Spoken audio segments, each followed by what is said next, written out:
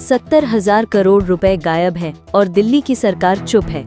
बिहार को लूटा गया, अब जवाब कौन देगा?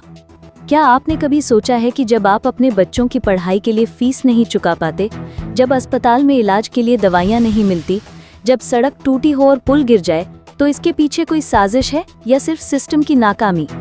अब जरा सोचिए, अगर किसी राज्य में 70,877 करोड़ रुपए का हिसाब ही न हो तो ये सिर्फ नाकामी नहीं बल्कि देश के साथ विश्वासघात है।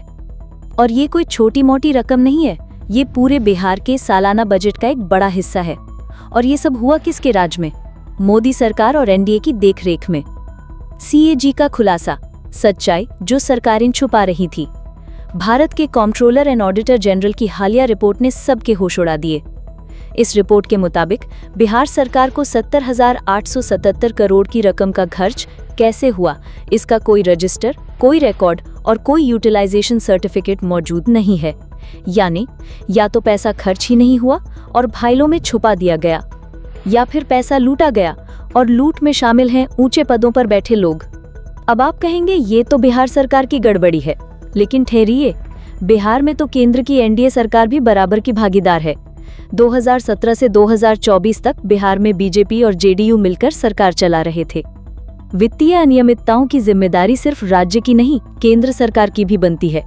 सीएजी रिपोर्ट केंद्र के अधीन है और उसकी ऑडिट प्रक्रिया में कई केंद्रीय मंत्रालय भी शामिल हैं। क्या ये घोटाला अचानक हुआ? नहीं, इसकी शुरुआत तब से हुई जब केंद्र सरकार ने direct benefit transfer, digital registration और फंड ट्रैकिंग के नाम पर हजारों करोड़ भेजे, मगर उनकी मॉनिटरिंग नहीं की। योजना थी कि पैसा जमीन तक पहुंचेगा, लेकिन ना जमीन दिखी और ना पैसा। अब सवाल यह है कि केंद्र ने इतनी बड़ी रकम भेजने के बाद इसका लेखा जोखा क्यों नहीं मांगा? क्या मोदी सरकार की एजेंसियां सो रही थी या जानबूझकर आंखें मूंद ली गईं? विपक्ष का हमला, मोदी राज में महाघोटाला। कांग्रेस नेता पवन खेड़ा ने साफ कहा, 70,000 करोड़ की रकम गायब है। अगर इस पैसे से स्कूल, अस्पताल और सड़क बनते तो बिहार आज आत्मनिर्भर होता। तेजस्वी यादव ने और भी बड़ा आरोप लगाया, सरकार बिहार को बेच रही है और दिल्ली से उसकी नीलामी हो रही है।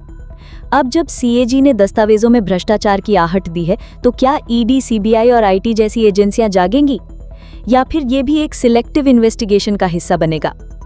चुप क्यों है दिल्ली? जब किसी छोटे नेता पर एक ट्वीट से सरकार हिला देती है, जब छात्र संगठनों पर मामूली पोस्टर से केस दर्ज हो जाता है, तो क्या 70,000 करोड़ के लापता होने पर मोदी सरकार की चुप्पी डरावनी नहीं लगती? अगर यही घोटाला किसी विपक्षी राज्य में हुआ होता तो अब तक ईडी छापा मार चुकी होती, सीबीआई ने केस बना दिया होता और रातों रात गिरफ्तारियां हो गई होती। लेकिन बिहार में सिर्फ पोस्टर लगे हैं और केंद्र खामोश है। जनता से अपील, लूट का पैसा आपका है।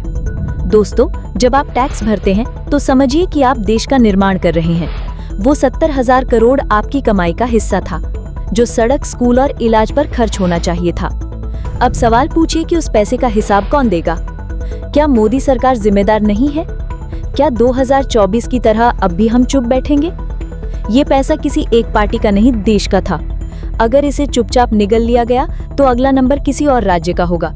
ये वीडियो सिर्फ एक घोटाले पर नहीं, आपकी जागरूकता की परीक्षा है।